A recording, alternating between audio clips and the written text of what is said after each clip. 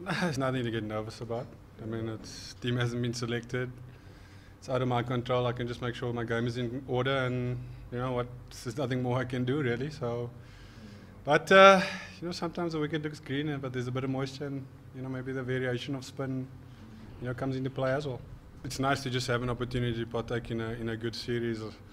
I don't think you ever get the vote of confidence as a spinner in South Africa, you know, but you know, you just got to make use of your opportunity and just enjoy every test you play for your country.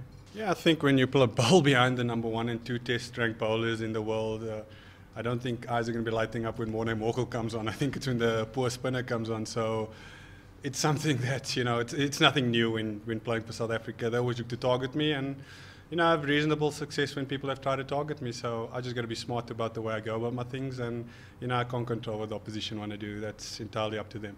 You know, when you play in South Africa, you get accustomed to the wickets not really turning. So it's nothing new.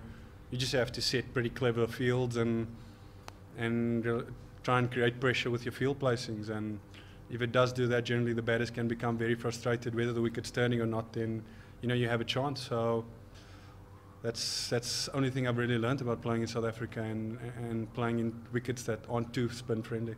I think it's probably a fair assessment. I think spinners are going to have to play a role in the last 2 tests, probably more so than the first one.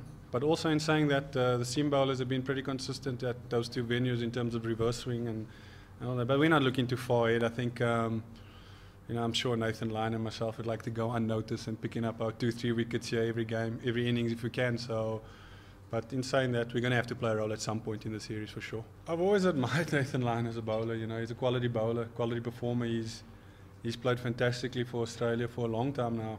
You know, maybe the Ashes series in England would have been a bit different if they've picked him in the first, you know, 2 tests in England. So, yeah, he's a world-class bowler. He, you know, there's not really much more you can say. Sometimes the guys that do that role get underestimated, and you know, when they're underestimated, that's probably when they're at their most dangerous. So hopefully him and I can play a part at some point.